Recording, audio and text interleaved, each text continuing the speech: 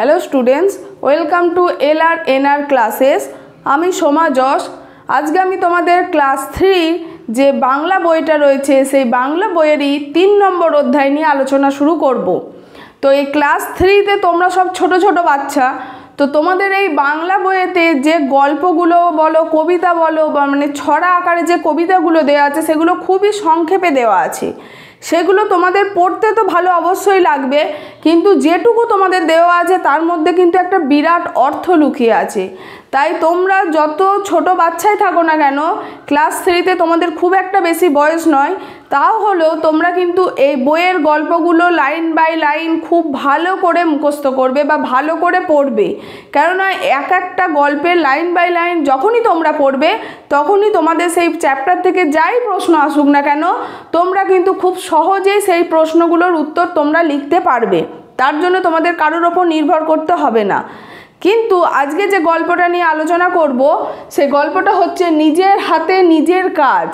এই গল্পটাতে কি লেখা আছে বা কার সম্পর্কে লেখা হয়েছে সে সমস্ত কিছু আমি তোমাদেরকে বলবো, এবং এই গল্প থেকে যে প্রশ্নগুলো লিখে রেখেছি সেই প্রশ্নগুলোর উত্তর, শব্দার্থ সবই আমি তোমাদের সাথে আজকে আলোচনা করব। তো চ্যাপ্টার 3-র যে নামটা কি বললাম, নিজের হাতে নিজের কাজ। এই নামটা আমরা যেটুকু পাচ্ছি তাতে আমরা কি বুঝতে পারছি, যে সব সময় নিজের হাতে নিজের কাজটা করা উচিত, কারোর ওপর কিন্তু নির্ভরশীল হওয়া উচিত নয়, অর্থাৎ পরনির্ভরশীল হওয়াটা উচিত নয়। এটা কিন্তু একটা নীতি শিক্ষা, যে নিজের কাজ নিজে হাতে করলে কেউ কিন্তু কোনোদিন ছোট হয়ে যায় না। সেটা যত ছোট কাজই হোক না কেন, সে কিন্তু সর্বগুণে বড় হয়ে থাকে। কিন্তু কোনো মানুষ বা কোনো ব্যক্তি যদি পরনির্ভরশীল হয়, সে কিন্তু কোনো সময় বড় হয়ে বা মাথা উঁচু করে দাঁড়াতে পারে না, সে সর্বক্ষণ পরের ওপরই নির্ভরশীল করে। কিন্তু যখন কোনো ব্যক্তি নিজের কাজটা নিজে করে, নিজের হাতে তৈরি করার চেষ্টা করে, তখন কিন্তু সে সর্বসময় স্বাবলম্বী এবং স্বনির্ভরশীল হয়ে থাকে। এটা কিন্তু খুব ভালো করে তোমরা মনে রাখবে। তো এই নিজের হাতে নিজের কাজ যে গল্পটা বইয়েতে রয়েছে, সেই গল্পটা শুরু হয়েছে কারমাটার স্টেশনের নাম দিয়ে। এই কারমাটার স্টেশনে একটা ট্রেন এসে দাঁড়ায়, এবং সেই ট্রেনেতে যখন দাঁড়ালো সেখান থেকে একটা বাঙালি ডাক্তারবাবু নামেন। উল্লেখিত বইয়েতে অবশ্যই উল্লেখ আছে ডাক্তারবাবু কিন্তু বাঙালি ডাক্তারবাবু সেই ট্রেন থেকে নামেন, এবং তার হাতে থাকে একটা ছোট্ট ব্যাগটা ছোট হলেও যেহেতু তিনি ডাক্তার, সম্মানে বড়, সম্মানীয় ব্যক্তি, তাই ব্যাগটা তার নিজের হাতে বয়ে নিয়ে যেতে তার লজ্জা হলো। মানে তার যেখানে গন্তব্যস্থল সেখানে তিনি ব্যাগটা বয়ে নিয়ে যেতে লজ্জা পেলেন। তাই তার করণীয় কি ছিল, নিজের হাতে ব্যাগটা বইবে না বলে সে কুলি বলে চিৎকার করে। এই কুলিদের কাজ কি হয়, কুলিরা যেসব ব্যক্তি ট্রেন থেকে নামে বা পথযাত্রী তাদের যে সমস্ত ব্যাগপত্র বা জিনিস থাকে সেগুলো তারা মাথায় করে বয়ে নিয়ে যায়। এটা হচ্ছে এক ধরনের পেশা।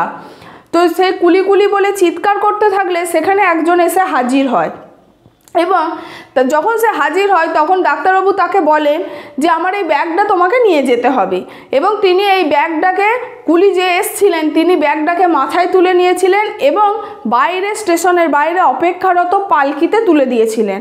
মানে এটা যে সময়ে লেখা সেই সময়ে যানবাহন হিসেবে কিন্তু পালকি ব্যবহার হতো। এগুলো কিন্তু খুব ভালো করে তোমরা শুনবে বা মনে রাখবে, অবশ্যই মনে রাখবে। তাহলে গল্পটা যে সময়ে লেখা সেই সময়ে যানবাহন হিসেবে পালকি ব্যবহৃত হতো। তাহলে কুলি যিনি এসছিলেন তিনি এই ডাক্তারবাবুর ব্যাগটা মাথায় নিয়েছিলেন, এবং মাথায় করে তুলে নিয়ে তিনি স্টেশনের বাইরে অপেক্ষারত পালকিতে তুলে দিয়েছিলেন। তুলে দেওয়ার পর তিনি সেখান থেকে চলে যেতে উদ্যত হন, মানে কুলি যিনি ছিলেন তিনি সেই জায়গা থেকে চলে যেতে উদ্যত হন।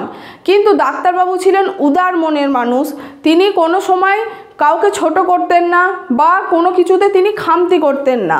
ডাক্তারবাবু যখন কুলিকে পয়সা দিতে উদ্যত হলেন তখন কুলি পয়সা নেবেন না বলাতে ডাক্তারবাবু তাকে কেন জিজ্ঞাসা করলেন।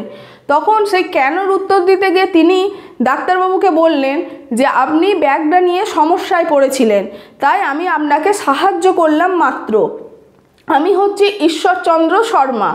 এই নামটা শুনে ডাক্তারবাবু কিন্তু খুব লজ্জিত হয়েছিলেন, মানে লজ্জা বোধ করলেন।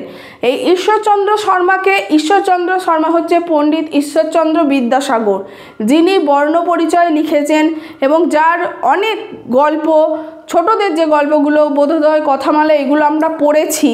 অর্থাৎ ঈশ্বরচন্দ্র বিদ্যাসাগর কিন্তু বর্ণ পরিচয় লেখার জন্য আমাদের কাছে খুবই সম্মানীয়ভাবে খ্যাত। তো এই ঈশ্বরচন্দ্র বিদ্যাসাগরের নাম শুনে তিনি লজ্জা বোধ করলেন এবং তিনি এটা মনে মনে ভাবলেন যে ইনি এত বড় ব্যক্তি হয়েও সে কিনা একটা ব্যাগ কুলিদের মতো মাথায় তুলে বয়ে নিয়ে গেলেন, তাতে তার কোনো লজ্জা হলো না।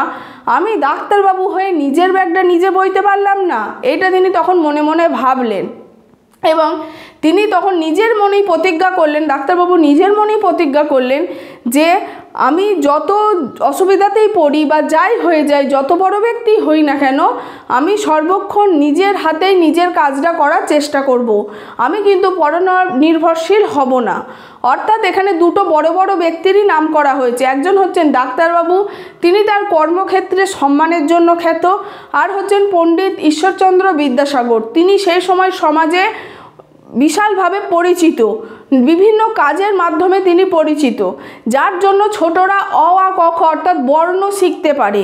সেই মানুষটা যখন ডাক্তারবাবুর কাছে কোনো কাজ ছোট নয় বলে সেই ব্যাগটা বয়ে নিয়ে যেতে পারলেন, তাহলে ডাক্তারবাবু কেন বইবেন না? এটাই এই গল্পতে আর কি বোঝানোর চেষ্টা করা হয়েছে, যে নিজের কাজটা সব সময় নিজেই করবে। তো এখানে এইটুকুই গল্পটা তোমাদের সংক্ষেপেই দেওয়া আছে। তো এই গল্পটা আমি তোমাদেরকে বলে দিলাম। কোথাও যদি বুঝতে কিছু অসুবিধা হয় তোমরা অবশ্যই সেটা চেষ্টা করবে আমাকে কমেন্ট বক্সে লিখে জানানোর, আমি সেটা আরও ভালো করে তোমাদের বুঝিয়ে দেবো। তো এই নিজের হাতে নিজের কাজ গল্প থেকে দেখো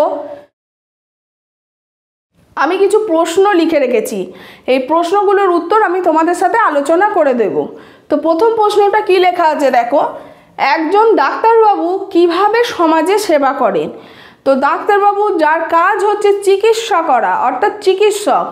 তো এই ডাক্তারবাবু প্রথমে ডাক্তারি কাজ করেন এবং তিনি প্রত্যন্ত গ্রামের যেসব দরিদ্র অসুস্থ ব্যক্তি থাকে, যাদের হাতে পয়সা থাকে না, এরকম বহু ডাক্তার আছে, তাদেরকে বিনামূল্যে চিকিৎসা করে। অর্থাৎ ডাক্তারের মূল কাজ হচ্ছে অসুস্থ ব্যক্তির কিন্তু চিকিৎসা করা, মানুষের সেবা করা। এরপরে 2 নম্বরটা কি বলেছে, বাঙালি ডাক্তারবাবু কোন স্টেশনে নামলেন? বাঙালি ডাক্তারবাবু কোন স্টেশনে নামলেন? স্টেশনটার নাম হচ্ছে কারমাটার স্টেশন। তাহলে বাঙালি ডাক্তারবাবু কোন স্টেশনে নামলেন? কারমাটার স্টেশনে বাঙালি ডাক্তারবাবু নামলেন। এটা নামটা কিন্তু একটু মানে শক্ত মনে হবে, কিন্তু নামটা পড়লে তোমরা অবশ্যই মনে রাখতে পারবে, নামটা খুব ভালো করে পড়বে। এরপরে কি বলছে, গল্পে কুলিটি ডাক্তারবাবুর ব্যাগটি কিভাবে বয়ে নিয়ে গেলেন? ডাক্তারবাবু যখন ট্রেন থেকে নামলেন তখন তার হাতে যে ছোট ব্যাগটা ছিল সেটা বয়ে নিয়ে যাওয়ার জন্য তিনি কুলি কুলি বলে চিৎকার করেন। তখন একজন ব্যক্তি তার সামনে এগিয়ে আসেন এবং এই ডাক্তারবাবুর ব্যাগটা তিনি মাথায় করে তুলে বয়ে নিয়ে যান। তো এই যে ব্যক্তিটা এসছিল, অর্থাৎ কুলিটা এসছিল, সে ডাক্তারবাবুর ব্যাগটি মাথায় করে বয়ে নিয়ে গিয়েছিল। এরপরে কি বলছে, ডাক্তারবাবুর দিতে চাওয়া পয়সা কুলিটি নিলেন না কেন? যখন সেই কুলিটি ছিলেন, কুলিটির নাম আমরা জানতে পেরেছি ঈশ্বরচন্দ্র শর্মা, অর্থাৎ তিনি কুলি নন, কিন্তু তাও তিনি কুলির কাজ করতে দ্বিধাবোধ করেননি। তো তিনি যখন ডাক্তারবাবুর ছোটো মতো যে ব্যাগটা ছিল সেটা তিনি মাথায় করে বয়ে নিয়ে গেলেন বাইরে অপেক্ষারত পালকিতে তুলে দেওয়ার জন্য, সেখান থেকে তিনি পালকিতে ব্যাগটা রেখে সেখান থেকে চলে যান এবং তিনি চলে যেতে উদ্যত হলে উদার মনোভাব সম্পন্ন যে ডাক্তারবাবু ছিলেন তিনি তাকে পয়সা দিতে উদ্যত হন। তখন তিনি পয়সা নেবেন না বলেন এবং তার কেন উত্তরটা জানতে চাওয়ার জন্য তিনি উত্তরে বলেন যে আপনি ডাক্তারবাবু, অর্থাৎ যে ডাক্তারবাবুর কথা গল্পে বলা হয়েছে সেই ডাক্তারবাবু ব্যাগটা নিয়ে অসুবিধায় পড়েছিল, তাই এই কুলি হিসেবে ঈশ্বরচন্দ্র শর্মা তার ব্যাগটা বয়ে দিয়ে তাকে সাহায্য করলো। এই জন্যই ডাক্তারবাবুর কাছ থেকে তিনি পয়সা নেননি, অর্থাৎ সাহায্য করলে মানুষের কাছ থেকে তার প্রতিদান নিতে নেই, এটাই কিন্তু গল্পে বলা হয়েছে। এবার এই গল্পটা থেকে দেখো কিছু শব্দার্থ আমি তোমাদের জন্য লিখে রেখেছি, এইগুলোর মানে আমি তোমাদের বলে দিচ্ছি। প্রথম শব্দার্থটা কি রয়েছে, উদ্যত। উদ্যত মানে হচ্ছে প্রবৃত্ত বা উন্মুখ, কোনো কিছু করতে চেষ্টা করাটা।